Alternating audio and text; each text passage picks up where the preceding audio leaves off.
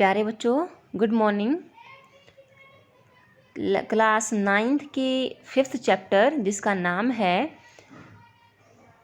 जीवन की मौलिक इकाई। जीवन की मौलिक इकाई चैप्टर का नाम है। इसमें हम लोग कोशिका के बारे में पढ़ रहे थे। तो हम कोशिका के अंगकों के बारे में बात कर रहे थे। कोशिका भित्ति के बारे में हम पढ़ चुके हैं। उससे पहले हमने कोशिका झिल्ली या प्लाज्मा झिल्ली के बारे में बात की थी 5.2.1 पॉइंट में। उसके बाद हम 5.2.2 में हम कोशिका भित्ति के बारे में बात कर रहे थे। उसके बाद अगला जो कोशिका अंगक है, कोशिका का घटक है, वो है केंद्रक। 5.2.3 जो है, यहाँ हम केंद्रक के बारे में पढ़ेंगे। केंद्रक क्या है? तो बेटा केंद्रक जो आपको चित्र में दिखाई देता है या आप जब सूक्ष्मदर्शी के द्वारा देखते हैं किसी भी कोशिका को, हमने देखा था प्याज की झिल्ली की कोशिकाओं को, तो उनके अंदर एक हमने आयोडीन की बूंद डाली थी। पहले क्यों डाली थी? क्योंकि आयोडीन की बूंद डालने से उसके अंदर के कुछ घटक है ना, वो हल्का हल्का रंग पकड़ लेते हैं। तो कोशिका के विभिन्न रासायनिक संगठन के आधार पर विभिन्न जो अंगक हैं, भाग हैं, वो अलग अलग रंग लेते हैं। कुछ गहरा हो जाता है, कुछ हल्का हो जाता है, यानी कि वो रंग ग्रहण करते हैं। तो ये आयोडीन विलयन ले लेते हैं, कई बार सैफरानिन लेते हैं। सैफरानिन नाम का भी एक लिक्विड होता है। मिथाइलिन ब्लू लेते हैं। तो ये कुछ कलर हैं जिनसे कोशिका के भागों को रंग सकते हैं और फिर उनको स्पष्ट रूप से देख सकते हैं। तो हम आगे बात करते हैं केंद्रक के बारे में। केंद्रक के चारों ओर दोहरे परत का एक स्तर होता है। दोहरी झिल्ली वाला एक अस्तर होता है, एक परत होती है जो 2 परतों में होती है। एक कवरिंग होती है 2 परतों में, डबल कवरिंग होती है उसके ऊपर, जिसे हम केंद्रक झिल्ली कहते हैं। केंद्रक झिल्ली में छोटे छोटे छिद्र होते हैं। इन छिद्रों के द्वारा केंद्रक के अंदर का जो पदार्थ है वो केंद्रक के बाहर आ जा पाता है और इससे वह बाहर के पर्यावरण से कम्युनिकेशन कर सकता है, पदार्थों का लेन देन कर सकता है। तो केंद्रक का मुख्य काम क्या है वो यहाँ दे रखा है। केंद्रक में क्रोमोसोम होते हैं। क्रोमोसोम आप 8वीं क्लास से पढ़ कर आए हैं। क्रोमोसोम आनुवांशिक पदार्थ होते हैं। आनुवांशिक पदार्थ होते हैं जो माता पिता से डीएनए के रूप में अगली संतति में जाते हैं। माता पिता से अगली संतति में जाते हैं क्रोमोसोम डीएनए के रूप में। तो क्रोमोसोम डीएनए तथा प्रोटीन के बने होते हैं। डीएनए क्या होता है? डीऑक्सीराइबो न्यूक्लिक अम्ल। ये एक प्रकार के अम्ल हैं, ये कार्बनिक अम्ल हैं और ये प्रोटीन से और डीएनए से बनते हैं क्रोमोसोम। डीएनए अणु में कोशिका के निर्माण, देखो क्या लिखा है, डीएनए में कोशिका के निर्माण एवं संगठन की सभी आवश्यक सूचनाएं होती हैं। यानी कि जब माता पिता के जो युग्मक होते हैं, नर मादा युग्मक होते हैं, उनसे मिलकर जब युग्मनज बनता है तो उस युग्मनज ने पूरा शरीर बनाना होता है। तो उसके पास कहाँ से इन्फॉर्मेशन आती है? उसके पास इन्फॉर्मेशन कहाँ से आती है कि उसको अब नया जीव बनाना है। तो ये डीएनए के अंदर ऐसी सूचनाएं होती हैं। इन सूचनाएं जो होती हैं ये डिटरमाइन करती हैं, निर्धारित करती हैं कि अब ये कोशिका टूटकर 2 भागों में बटेगी, अब 4 में बटेगी, अब ये निर्माण होना है, अब मस्तिष्क का निर्माण होना है, अब हाथों पैरों का निर्माण होना है। तो ये जो सूचनाएं होती हैं, सबसे छोटा खंड होता है डीएनए का, उसे हम जीन कहते हैं। अगर आपको 8वीं क्लास में ध्यान हो तो हमने पढ़ा था कि अनुवांशिकता की इकाई, लेसन 8 में पढ़ा था, अनुवांशिकता की इकाई किसे कहते हैं? तो ये अनुवांशिकता की इकाई जीन को कहते हैं। ये वही जीन है जो कोशिका विभाजित नहीं हो रही होती है। तो यह डीएनए क्रोमेटिन पदार्थ के रूप में रहता है। क्रोमेटिन क्या होता है? धागे की तरह एक उलझा हुआ पिंड सा होता है, ठीक है ना, धागे की तरह, तार की तरह उलझा रहता है वो। जब कभी कोशिका विभाजन होने लगती है तब यह संगठित होकर कठोर हो जाता है, टूटकर छड़ सी बन जाती हैं, इसकी छड़ बन जाती हैं और कोशिका विभाजित होकर 2 नई कोशिकाएं बनाती हैं। ये सारा कार्य केंद्रक के द्वारा निर्धारित होता है। बैक्टीरिया जैसे कुछ जीवों में कोशिका का केंद्रकीय क्षेत्र बहुत कम स्पष्ट होता है। देखो यहाँ पर नया पॉइंट आएगा। बैक्टीरिया जैसे कुछ सरल जीव हैं जिनमें केंद्रक जो है वो स्पष्ट नहीं होता। कारण क्या है इसका? केंद्रक के चारों ओर झिल्ली नहीं होती, उनके अंदर सिर्फ एक ही झिल्ली होती है, प्लाज्मा झिल्ली, कोशिका के चारों ओर झिल्ली। उसके अतिरिक्त उनमें और कोई झिल्ली नहीं होती। केंद्रक साफ नहीं दिखता। ऐसे क्या लिखा है इसमें? ऐसे अस्पष्ट केंद्रक क्षेत्र में केवल क्रोमेटिन पदार्थ होता है, ऐसे क्षेत्र को केंद्रक नहीं कहते, हम केंद्रकाय कहते हैं। ऐसे जीव जिसकी कोशिका में केंद्रक झिल्ली नहीं होती उन्हें प्रोकैरियोट कहते हैं। जिन जीवों की कोशिकाओं में केंद्रक झिल्ली होती है उन्हें यूकैरियोट कहते हैं।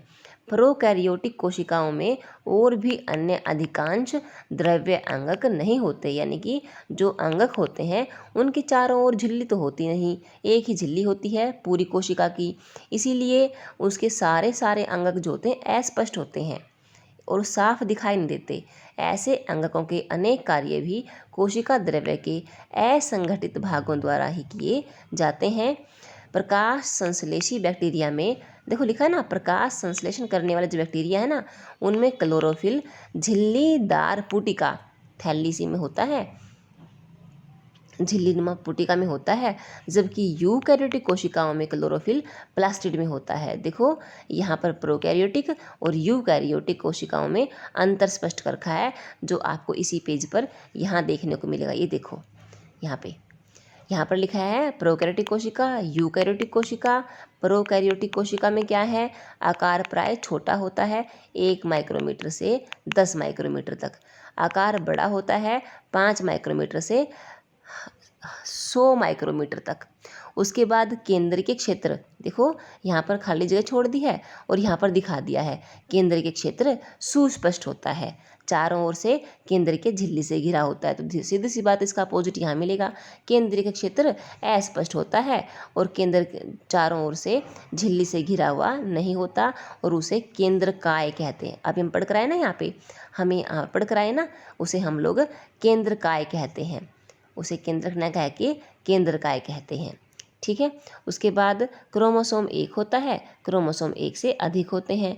चौथा पॉइंट देखो, झिल्ली युक्त कोशिका अंगक अनुपस्थित होते हैं। इस यहाँ पर क्या आएगा, झिल्ली युक्त कोशिका अंगक उपस्थित होते हैं। ठीक है। अगला पॉइंट था इसमें, जब हमने प्याज की झिल्ली और मनुष्य के गाल की कोशिकाओं की स्लाइड देखी थी तब हमें प्रत्येक कोशिका में एक बड़ा क्षेत्र दिखाई दिया था जो कोशिका झिल्ली से घिरा हुआ था।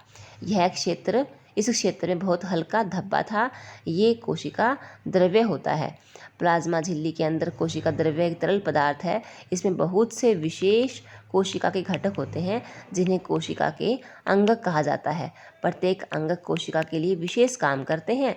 कोशिका द्रव्य और केंद्रक दोनों मिलकर जीव द्रव्य बनाते हैं। कोशिका द्रव्य और केंद्रक दोनों मिलकर क्या बनाते हैं, जीव द्रव्य। कोशिका अंगक झिल्ली युक्त होते हैं, झिल्ली सहित होते हैं।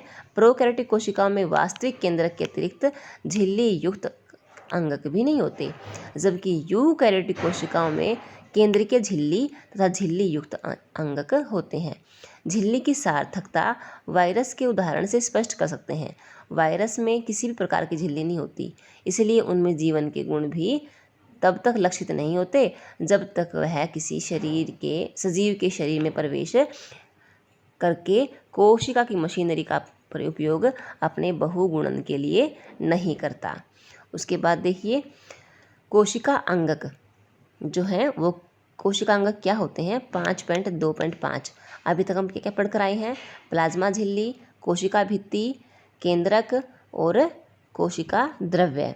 अब कोशिका अंगक पढ़ने जा रहे हैं। कोशिका अंगक को इसने कई सारे होते हैं, उसको इसने एक कॉमन पॉइंट लेकर के और फिर इसके पार्ट्स दिए हैं। कोशिका अंगक में कौन आएगा, पहला आएगा अंतःद्रवी जालिका, उसके बाद दूसरा आएगा गोल्जी उपकरण, तीसरा आएगा लाइसोसोम और चौथा पड़ेगा ये माइटोकॉन्ड्रिया, प्लास्टिड और रसधानी।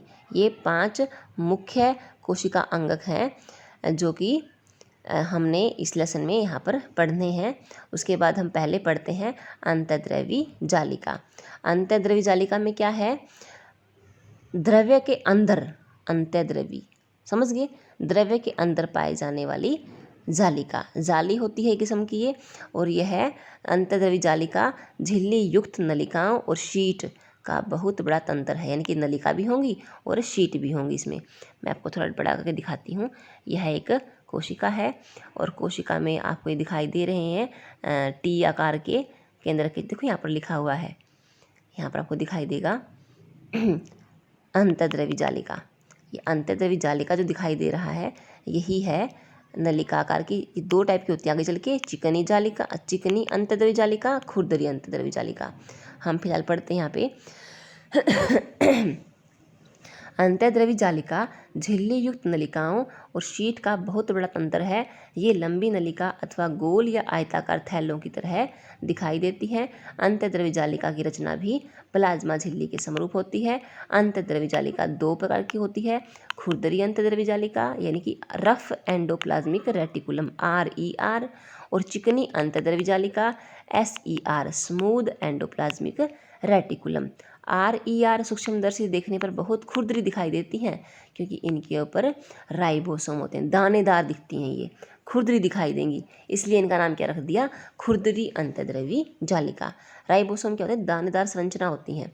राइबोसोम का काम क्या है, राइबोसोम पर प्रोटीन संश्लेषित होते हैं, प्रोटीन बनते हैं। राइबोसोम पर क्या बनते हैं, प्रोटीन बनते हैं।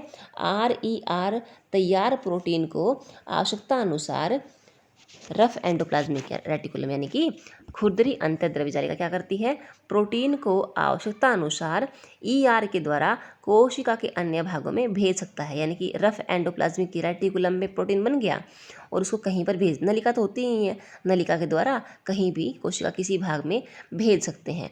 ये काम था RER का, यानी कि रफ एंडोप्लाज्मिक रेटिकुलम का, खुरदरी जालिका का। अब जो चिकनी जालिका है SER है, ये क्या करती है, ये वसा और लिपिड अणुओं के बनाने में सहायता करती है। यानी कि वसा और लिपिड, क्या लिखा है इसने, वसा अथवा लिपिड जो अणु हैं वो बनते हैं ना, वो SER स्मूथ एंडोप्लाज्मिक रेटिकुलम यानी कि चिकनी अंतर्द्रव्य जालिका के द्वारा बनते हैं। यह कोशिका क्रिया के लिए बहुत महत्वपूर्ण है। कुछ प्रोटीन और वसा कोशिका झिल्ली को बनाने में सहायता करते हैं, यानी कि प्रोटीन और वसा मिलकर के कोशिका झिल्ली को बनाते हैं। यानी कि इस प्रक्रिया को झिल्ली जीवात जनन कहते हैं, यानी कि झिल्ली जीवात जनन कहते हैं, झिल्ली का निर्माण होना। कुछ अन्य प्रोटीन तथा वसा एंजाइम हार्मोन की भांति काम करते हैं। कुछ प्रोटीन जो है ना, वो कुछ प्रोटीन और वसा हैं, एंजाइम और हार्मोनों का काम करते हैं। यद्यपि विभिन्न कोशिकाओं में ER भिन्न रूपों में दिखाई देती है, परंतु सदैव एक जालिका तंत्र का निर्माण करती है। यानी कि अलग अलग कोशिकाओं में अलग रूप में दिखाई देगी, किसी में नलिका के रूप में, किसी में शीट के रूप में, किसी को सर्कल के रूप में दिखाई दे कोशिका में, परंतु काम इसका एक ही है, जालिका यानी कि नेट सिस्टम बनाना इसका, और इसको अंदर से सपोर्ट भी देती है। ये आगे लिखा है इसमें, इस प्रकार एंडोप्लाज्मिक रेटिकुलम का एक कार्य कोशिका द्रव्य के विभिन्न क्षेत्रों के मध्य अथवा कोशिका द्रव्य के विभिन्न क्षेत्रों तथा केंद्रक के मध्य पदार्थों के परिवहन के लिए नलिका के रूप में कार्य करना है। ER का जो कार्य है ना, वो क्या है, विभिन्न क्षेत्र, कोशिका द्रव्य के विभिन्न क्षेत्रों में सामान के परिवहन के लिए नलिका का काम करती है। ये ER जो है, जालिका जो है, ये है कोशिका की जैव रासायनिक क्रियाओं के लिए कोशिका द्रव्य ढांचे का कार्य भी करती है। एक वर्ग के जंतु जिन्हें कशेरुकी कहते हैं, ये यकृत की कोशिकाओं में SER जो है अंतर्द्रव्य जालिका है, विष और दवा को निराविषीकरण करने के लिए महत्वपूर्ण भूमिका निभाते हैं। यकृत में जो दवा हम विष ले लेते हैं या दवाई लेते हैं, उनको, उनके प्रभाव को नष्ट करने का काम करती है ये चिकनी अंतर्द्रव्य जालिका। तो आज हमने 5.2.5 जो है उसका फर्स्ट पॉइंट पढ़ा है, अंतर्द्रव्य जालिका। यहाँ तक हमने पढ़ा है, यहाँ तक पढ़ें, और आगे जो गोलजी उपकरण है उसके बारे में हम अगले लेक्चर में बात करेंगे। इसी के साथ धन्यवाद।